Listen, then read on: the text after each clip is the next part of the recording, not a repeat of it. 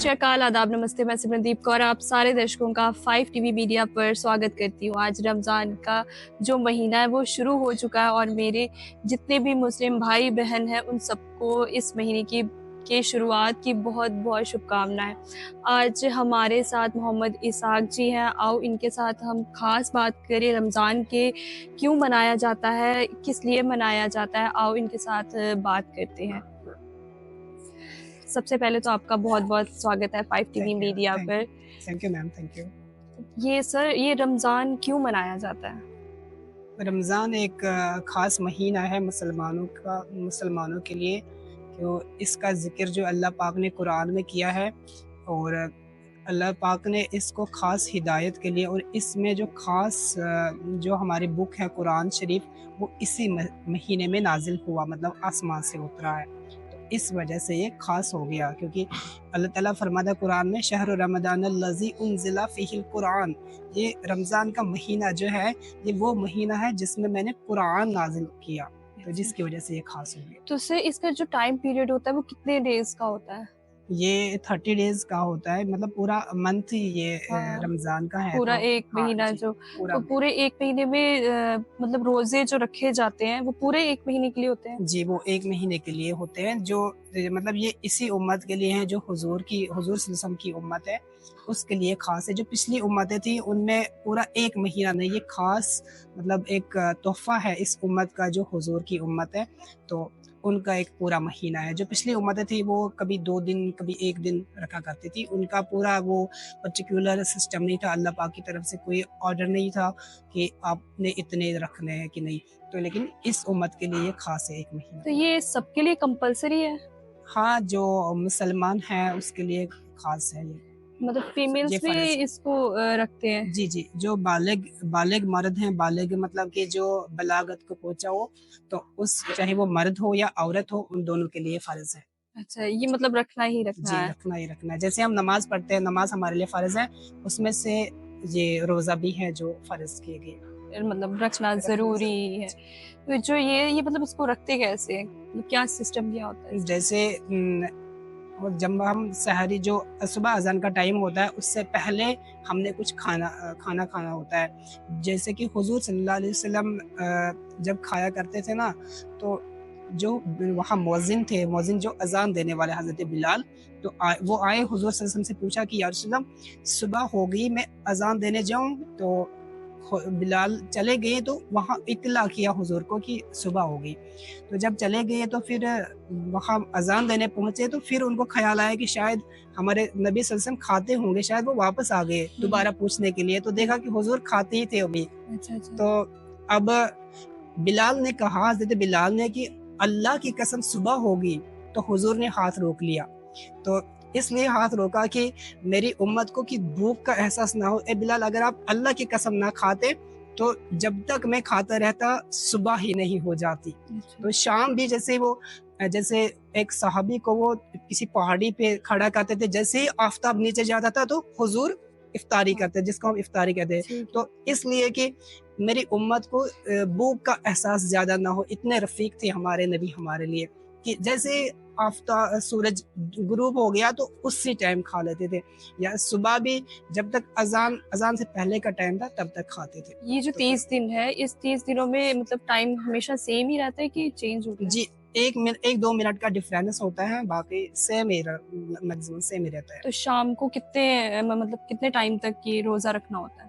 जो जैसे शाम अज़ान हो गई है, मगरिब जो शाम की अज़ान है, तो उस टाइम आप इफ्तियार कर सकते हैं, उसके बाद में आप खा सकते हैं, पूरी रात खा सकते हैं। आप पूजा करेंगे उसके बाद ही आप जो मतलब एक तरह से जी, रोज़ा जी। आपका कंप्लीट जैसे होगा। जैसे इफ्तारी होगी, उस टाइम आपने खा लिया, कुछ नमाज़ अदा की, उसके बाद में जितना आपका मन होगा खा सकते हैं उतना। जी। अच्छा।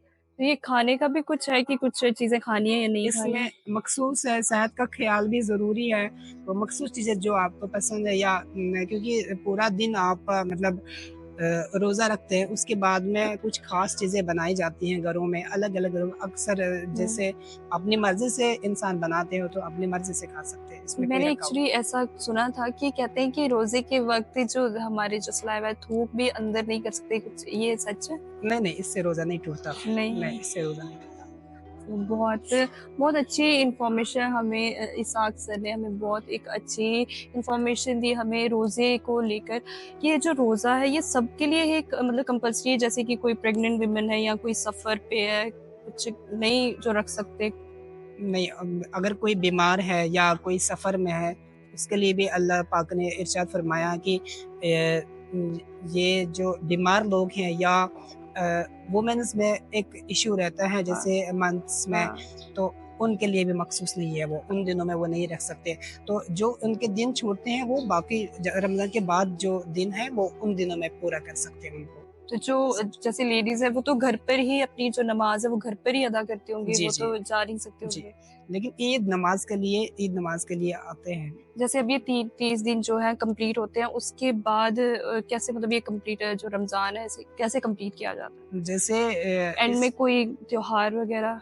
जैसे चाँद देखा जाता है मंथ के शुरू में और मंथ के आखिर में जब चाँद निकलता है महीने का, तो उस पे मुनहसर होता है। जैसे ही चाँद निकलता है तो फिर ईद उल फ़ितर जिसको हम कहते हैं, मुसलमानों का त्योहार है, वो मनाई अ, जाती है। 30 दिनों के बाद जी, जी। ईद मनाई जाती है। जी, जी। तो ईद वाले दिन भी रोज़ा रखा जाता है? नहीं, ईद वाले दिन रोज़ा रखना हराम है, उस दिन ईद रोज़ा नहीं हो सकता। अच्छा, उस जी, दिन नहीं ईद रखा ईद के जाता। दिन नहीं हो सकता। कोई आप मैसेज देना चाहेंगे आज की पीढ़ी को कि रखना चाहिए या क्या है? क्योंकि आज मोस्टली मुझे लगता है कि सब शायद ही फ़ॉलो करते हो। जी, अल्लाह पाक ने जो ये रमज़ान का महीना ये ख़ास हिदायत के लिए बनाया है कि इससे क्या होता है कि परहेज़गारी आ जाती है, इंसान को एक तक़वा अल्लाह से मिलने का एक ताल्लुक बन जाता है। तो इसमें अगर देखा जाए कि जैसे हम आम दिनों में डोनेट करते हैं, किसी गरीब को पैसे देते हो, तो जितना हम देंगे उतना ही हमें सवाब मिलता है, उतना ही है। लेकिन इस महीने में अल्लाह पाक ने 70 दर्जा बढ़ा दिया। जैसे आप ₹1 करते हो तो 70 रुपीज़ का आपको उसमें दर्जा किसी वाक़ई जैसे आप किसी गरीब की मदद करें या किसी रोज़ादार को आप इफ्तारी करोगे, तो जितना उसको रोज़े रखने का सवाब मिला है, उसको खिलाने वाले का भी मिल रहा है।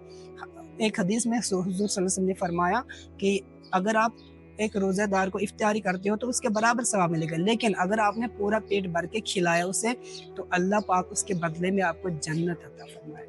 ये इतनी जो फज़ीलत 30 के 30 रोज़े रखने ज़रूरी होते हैं? जी, ये 30 रोज़े जो हैं ये फ़र्ज़ है, जैसे हमारे ऊपर नमाज़ फ़र्ज़ है, वैसे रोज़े भी फ़र्ज़ हैं। ये फ़राइज़ हैं तो इसको छोड़ने वाला गुनाहगार है। अगर बाई चांस जैसे छूट जाए तो फिर बाय चांस अगर जैसे जैसे कोई उसमें परेशानी आ जी, जाती है जैसे परेशानी की वज़ह से हो हाँ, गई है तो तब छोड़ सकते हैं, जैसे वैसी हालत हो जाए तो फिर बाकी दिनों में पूरा कर सकते हैं। लेकिन हुज़ूर की एक हदीस है कि अगर आपने बिला उज़्र के जैसे कोई तकलीफ़ ही नहीं फिर छोड़ दिया हाँ।